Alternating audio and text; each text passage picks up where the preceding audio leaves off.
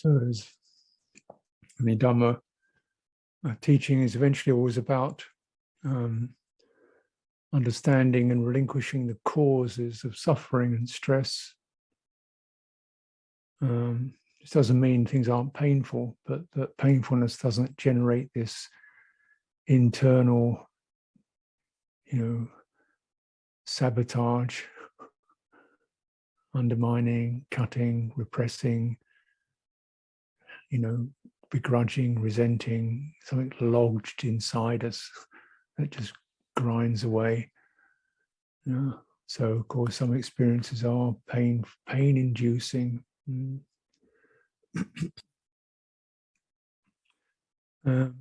But you'll find that particularly over time, the more that you are able to reduce or eliminate this internal agonizing or feeling assaulted or feeling inadequate, these kind of identity issues, then in fact life gets pretty much more painless. Most of the pain that we suffer from is just our inability to meet the uncertainties and the ups and downs and the losses of conditioned life. In fact, we have limitations on what we can physically, mentally, psychologically, and verbally do and accomplish. And limitations on,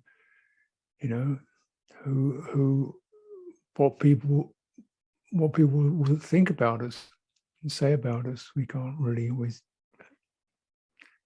assess that. So you become much more, less idealistic, but much more pragmatically at peace. Because the praise and the blame of the world don't have to bite into you. Other people winning, you losing, doesn't have to mean anything. That's crippling or damaging. So it's always about this. Now, what I'm suggesting in terms of this particular teaching session, this phrase open stability, and saying the first thing is to get the stability before we can really open. And so again, this is just a reminder, refresher. We can't always feel good, but we can get stability to stop running, stop proliferating, stop blaming, stop collapsing. It's a stable place to, this is unpleasant, this is disagreeable, this is offensive. And some stable place. And the fact is that if we, the more defensive we get, and the more secure we get in terms of not being blamed, the more secure we get in not having any failures, the less stable we get. Because it's like, if the security comes from conditions being what we can what we feel okay with, if stability occurs because everybody agrees with me, and there's no, I never get anything negative happening to me, then your security is hooked up to conditions that are bound to change, or that you're not seeing very clearly. And this means that the center of your citta is attached to, is clinging to good conditions or favorable conditions, which of course it will do. And so meditation is the chance, the opportunity to safely become insecure. In other words, meditation or the meditation training is a place to relinquish and put aside someone's defenses, someone's distractions, someone's escapism, someone's strategies to make things okay, this can be quite disorienting. But what occurs is that disorientation kind of primes and pushes the citta to wake up, find your ground. It's good, this is always, this is certainly a big part of the teaching in monastic life. It's like this. Certainly, Ajahn Chah would not make things comfortable. He'd make things uncomfortable. He'd make things deliberately make things uncomfortable. You think, is this some kind of sadist or what?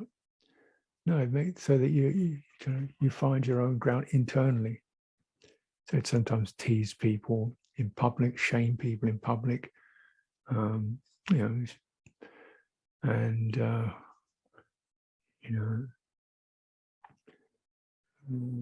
live up to what people thought he was supposed to be.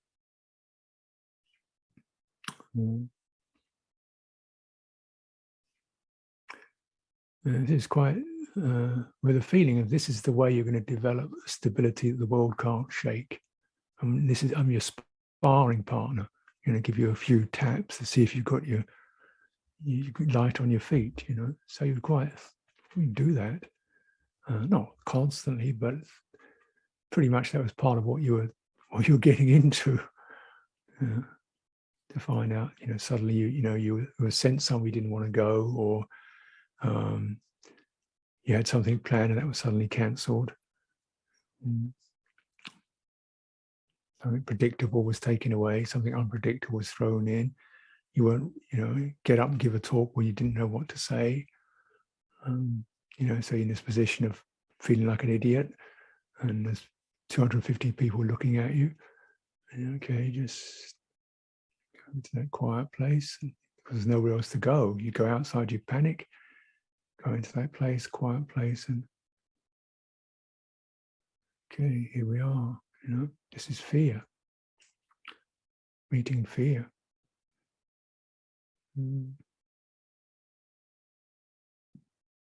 Fear of loss, fear of public disapproval, fear of, it's okay, well, I got my precepts, I mean no harm, I can be present, stable. And then you find something starts to open. And it's joyful to realize you're not intimidated by conditions. There's some freedom. You're not intimidated by conditions. You don't have to have an answer to the conditions. You have a response, which is, I'm not reacting to those conditions. I'm finding stability. And in the opening, there's a freedom from fear and freedom from the nagging voice of the self. And slightly joyful. And from in that joyfulness, then you find action starts to happen. Speech, actions, thoughts, ideas start to flow from the joyful place, rather than from the got to get it right, learned strategies. And so you'd really discourage people from ever preparing any talks, any Dhamma talks. So it's better you just speak from that unprepared place. So the stable place is unprepared. It's not prepared. It's present. Let's go there. Relax the worry. Relax the performance ideas. Relax the preparations. That you'll be good. You'll get it right. Relax that. Can you meet the fear? Can you meet that sense, that agitation? And the beauty of it is opening, truly opening from that stable place. it's amazingly empowering. We think we shouldn't have fear. No, that's not the case. To not have fear would be absolutely crazy, because you need fear to avoid getting into accidents, some sort of fear nerve. But to be open about the fear rather than trying to quell it or get over it or pretend you don't have it, or you shouldn't have it. There's the fear, the nervousness, and the mindfulness opens around that, and you've integrated it, you've accepted its presence. And the beautiful thing about this Dhammic alchemy, the fear no longer propels your chitta, it no longer pushes it, because you've encompassed it. Instead, it's turned into a kind of because fear is always about what might happen. What might happen, what will happen tomorrow, what might happen. And when you encompass things with mindfulness, there's no future. There's no what might happen. There's no what next. There's no what other people. There's no what somebody else did. That stops. And it's just so that the mindfulness, as it opens around conditions, takes away the causes and conditions that keep that fear going. What if other people? What if somebody else do? I should be. What if it goes wrong? Those little energies keep the condition of fear running. But when we encompass it, so this is just an energy, mood and a feeling, breathing in, breathing out.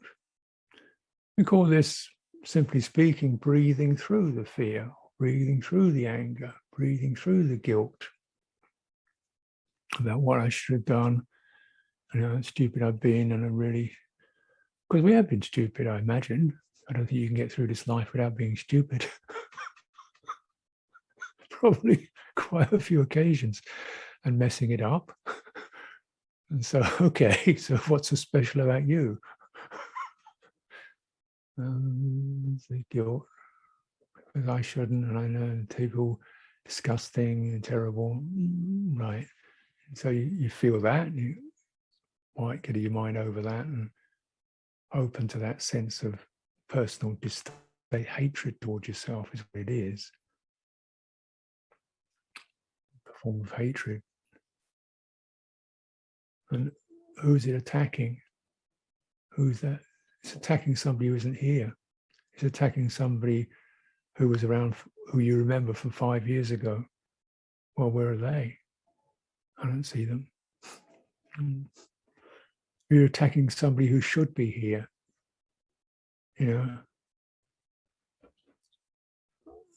But they're not there either. So once you remove, or the mindfulness and the awareness removes these future, past, self, other formations, the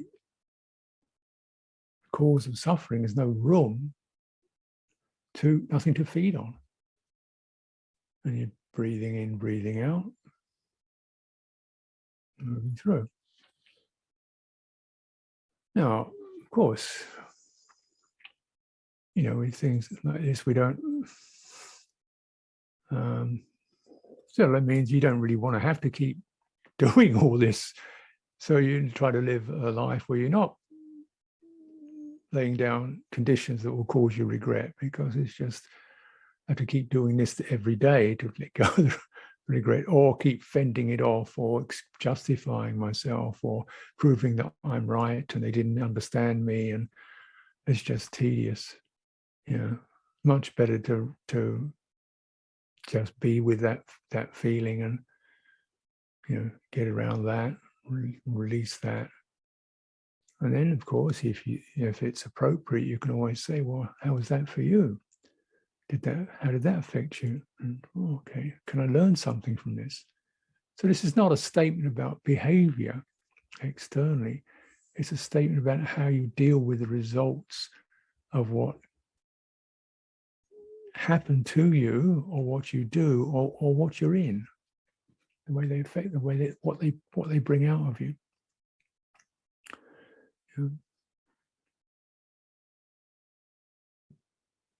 It's all about how the self gets formed. This little me gets formed in that place where conditions touch the heart and the heart reacts. That's where little me arises. Little me is always suffering.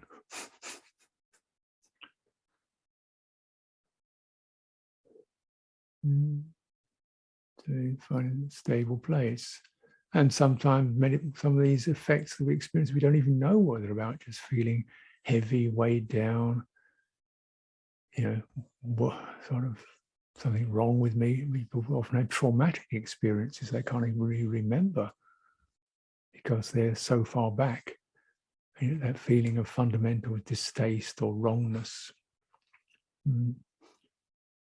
And so even if it's non-verbal,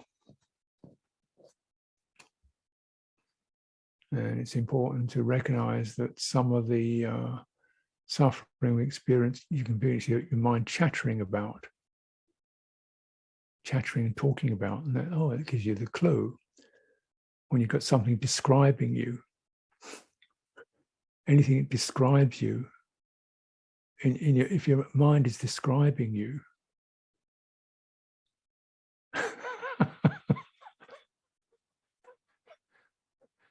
that's suffering.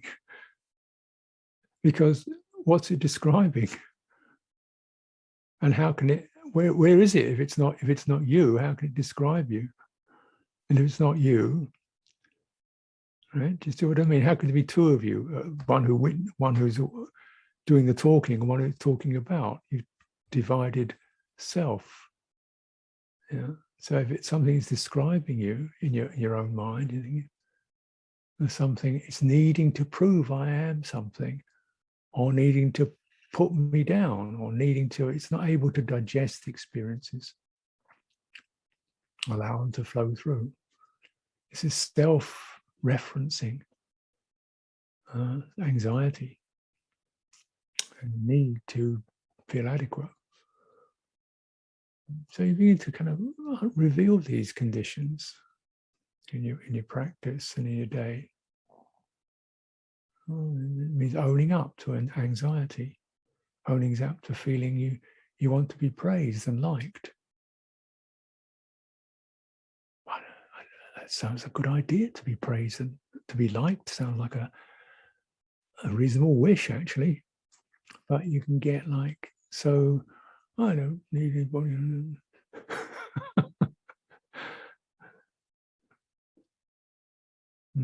So we're not rejecting praise, but not craving it.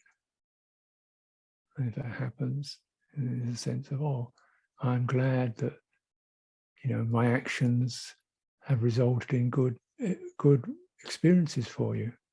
It's more like anumodana, or the Buddhist expression is appreciation. So if somebody gives you praise, and you then really the sense is, well, I'm glad that has uplifted you or made you happy. This is where you get mudita as a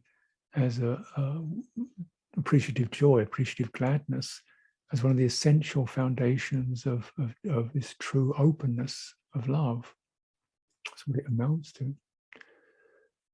But if he praises you and you feel embarrassed, like, I feel so awkward, what should I, really, it's so terribly, not very much after all, and one does the best one can. What are you doing? We can't receive other people's warmth because it somehow frightens us. And certainly I've experienced this myself. People's hostility I could kind of manage, but people's love I found very difficult. Because I feel sort of uncomfortable and because it's moving through that separate self. The separate self. And so, which means if you allow the warm feelings to pass through, without claiming them, without rejecting them, something not independent in that sense. Conditions are like this, but there can be an awareness of that. This is the warm feeling. This is the appreciation. That happens too.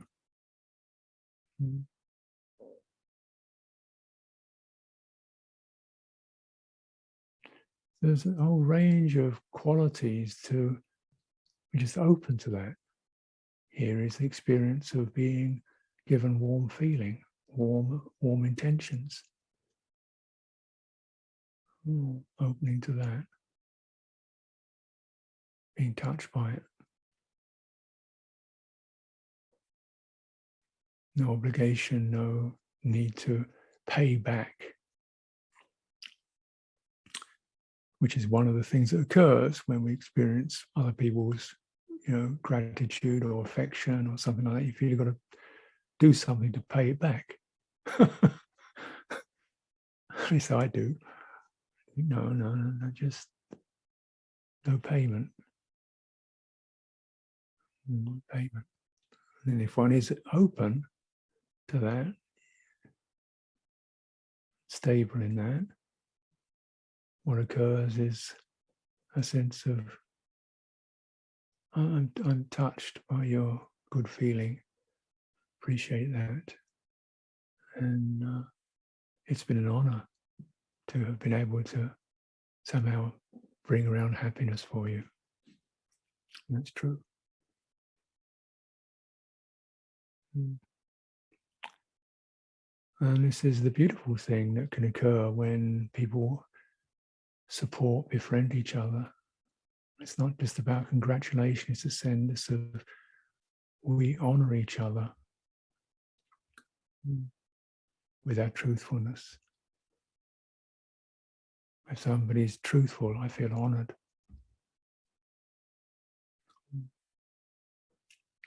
It's the gift, the great gift.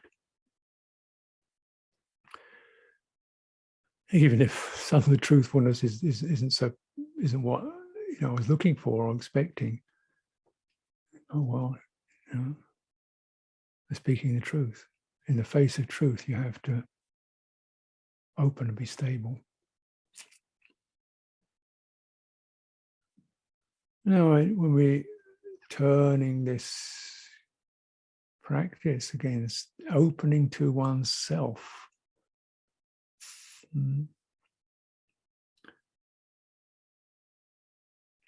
As I've suggested, quite a lot of meditation, we're sort of moving in the meditation from being in the sense fields and then gradually withdrawing from the sense fields, from sights and sounds and thoughts and touching things, withdrawing, disengaging from that, going into the heart, and then at a certain time, after half an hour, 40 minutes, 15 minutes, an hour or so, doing the reverse, moving out, opening the sense doors. And I'm saying, the sequence I'd recommend is coming to the feeling of your body sitting here or standing here, definite physical tactile contact. The spinal axis is straight, is steady. You relax your shoulders, you come into full physical presence. And then perhaps the auditory goes with that, being sort of a listening place. And then the visual, opening the eyes, and then the impact of that, which maintain the stability. Don't rush out into it. And don't go into the details, which will trigger things. Just keep the sense of open visual consciousness. And of course, the most tricky one, which we leave to last, yeah, although it is opening the mind, consciousness, opening the packet of, of thoughts, plans, worries, prospects, anticipations, all the kind of mental programs, because they're so, we open them last, though they probably leak out most of the time anyway. We deliberately open to all that. So what is it? Whatever's in my mind, You open first to the sense of this is the mind. It's not the self. It's not me. It's the mind. Can you understand it in theory? Can you do that in practice? Which means there's a sense of just dispassion. It doesn't have to be anything. It doesn't have to be good or bad or meaningful or useful or bright or brilliant. It's just, this is just the mind. Just like when I look around, there can be walls and trees and colors and shapes. They don't have to be anything in particular.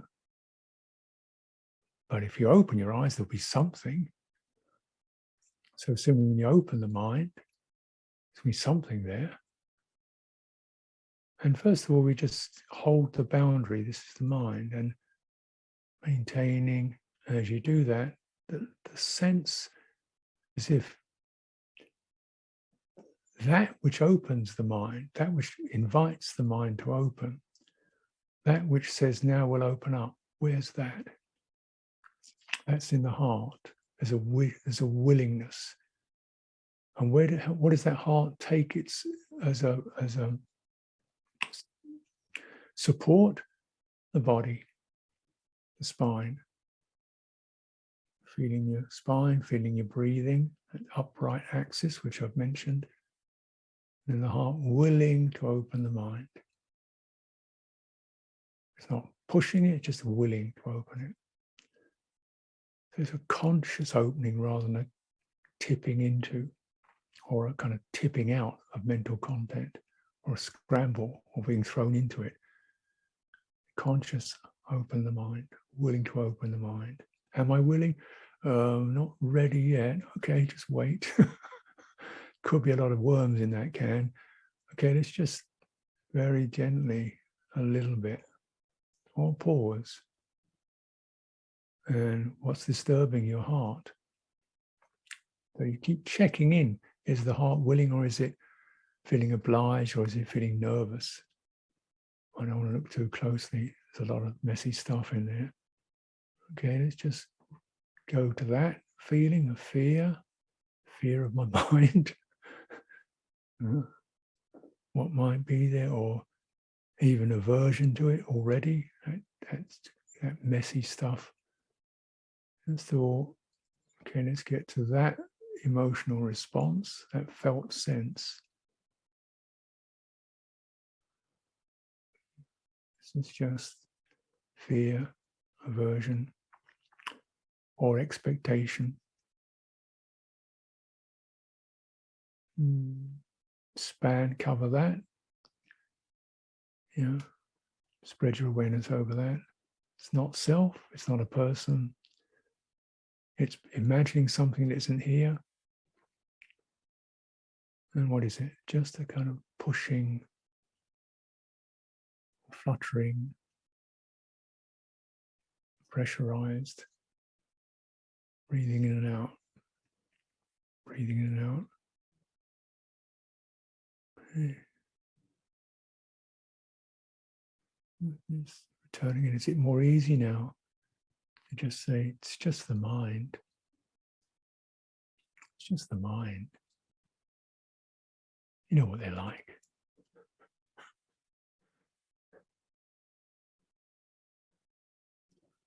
Right? You can't be plugged into 21st century input without having a fair amount of jumble and chaos in your mind. Can you? When you plugged into any kind of media, you're going to get the horrors, the the desires, the provocations, that you need one of these, the advertisements, the wars, the global destruction, and then of course all this as well, the memories of what you could or should or never be able to do. It's going to be, but then actually you find if you open it from the heart, I don't have to run away from my mind or shut it down or even tidy it. I don't have to tidy it, fix it, close it, run away from it. It's the mind. This is what we get. This is what we have. This is what happens. Now, something, if the heart opens the mind in that way, you'll find, I don't know what you'll find, but what I experience, there's something compassionate. It's something caring.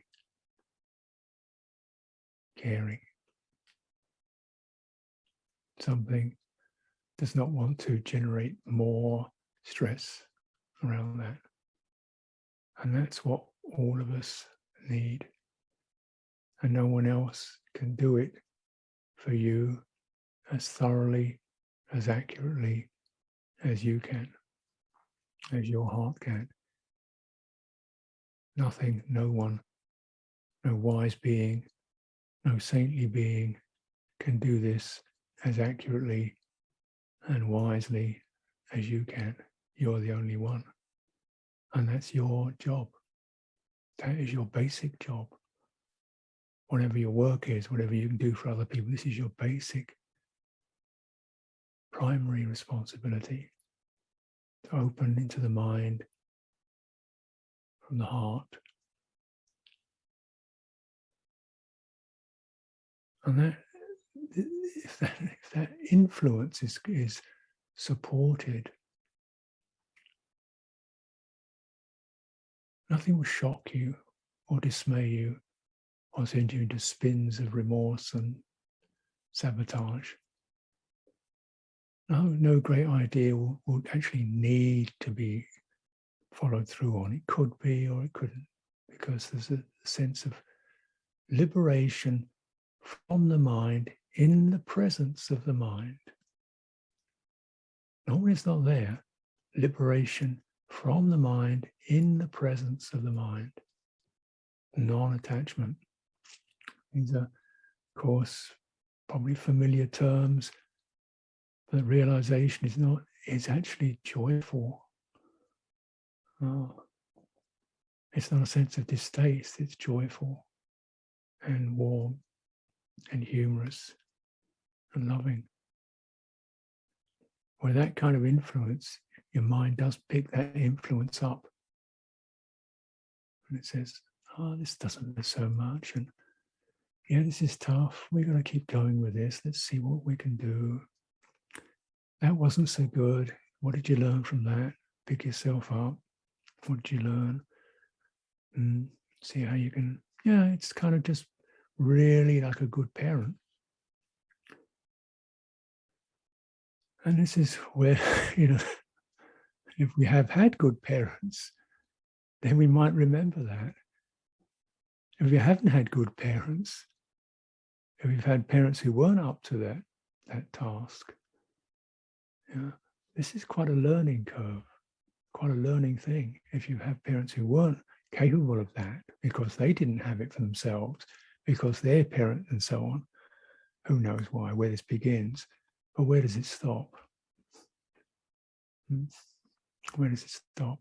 Where does suffering stop? You, now. So it's really that, and the beauty of beginning to realize that without going to any classes or courses or learning things, apart from stable, deeply doing stability time and time and time again through the dreariness and the dullness and the agitation and the complaining, deeply doing it time and time again, your capacity to be fearless in the middle of your suffering and unshaken by it in the middle of the world, it allows the heart to do what it does. It is an opening system. Its nature is to open because it's a relational experience, isn't it? It's that which expands and covers. So now we're allowing it to be itself, and that itself is authentic, deep authenticity. You know, as a person, one could be all kinds of inherited traits and things we've learned from others and clipped on. But the true authenticity isn't the person, it's the heart. The heart's authenticity is it opens and covers what manifests. And through confusion and pain and distress and so forth, it loses some of that. And it loses some of that, and it gets little me. So in meeting one's edge, meeting one's boundaries in the mind, opening over it, like this, is a liberation.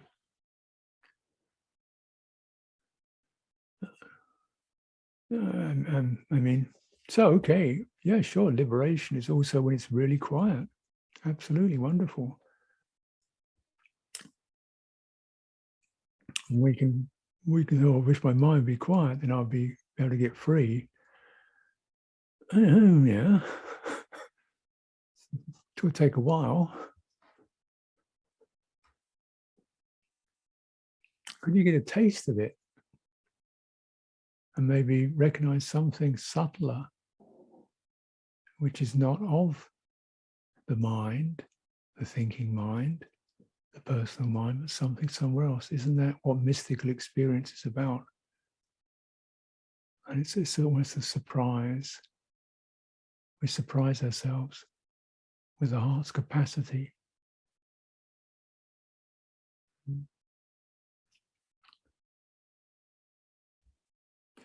So we're opening to the mind. And as you do so, you just recognize there can be a whole range of future, past, got to, never will. That's a bit difficult. And it'd be nice to do one of those. And when are we ever going to get that together? We might have got a plan for this and all that kind of real, menagerie of creatures in there running around. So you just get the whole thing, and then, okay, then which is the most important? Which is the most important that comes to the fore? Which is what really comes to the fore in all this?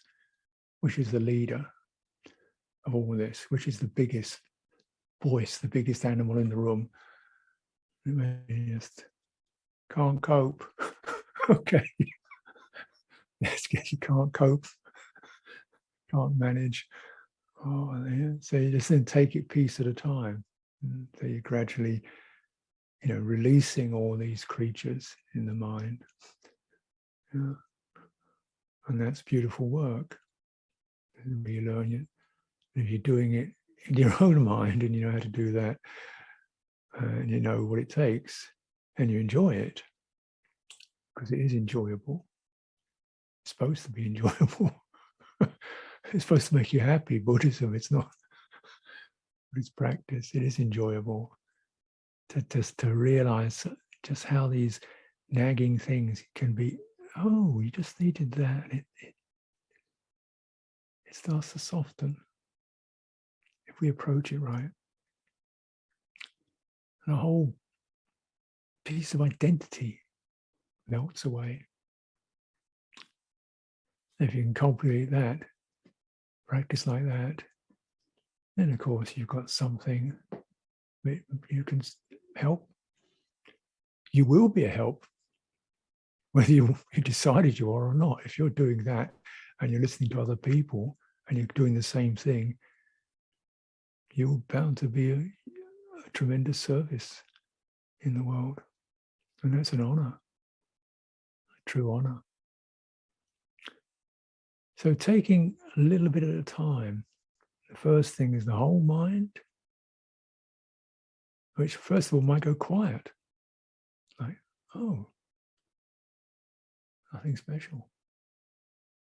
It's okay, great. Sit there for that for a while. And eventually they'll start to trickle in.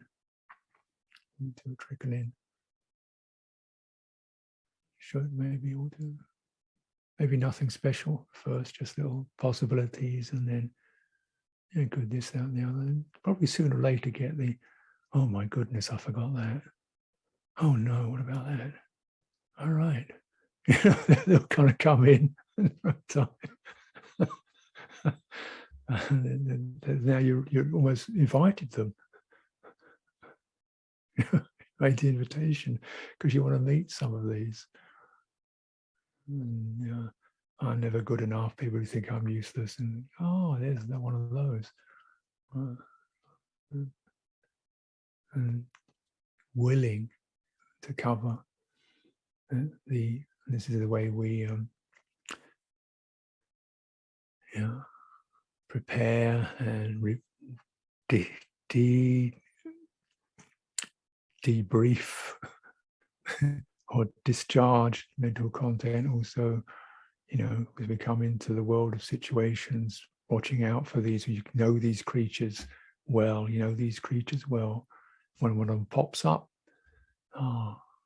just a minute, where am I? Stable. I'm not in that stable, open to that feeling of being accused, feeling of people saying I've let them down, made a mess of it. Okay.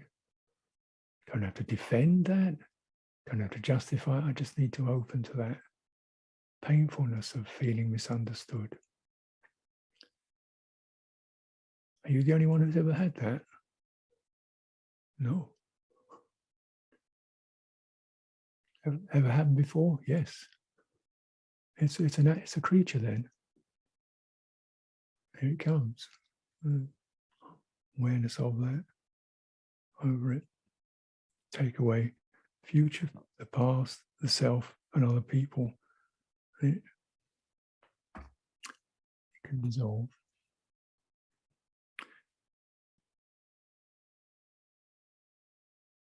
So let's take some time for direct practice, and this practice can be quite playful, enjoyable even.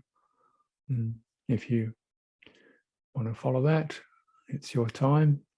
You may want to just be, focus on particular classical meditations, mindfulness of breathing. It's your opportunity to pursue your welfare in a way you feel is best.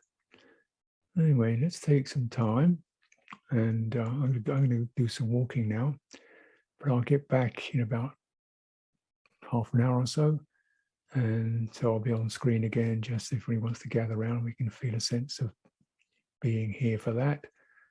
As this, we're getting to the closure of our retreat session time, and it's nice to feel, we've held company with each other for this period.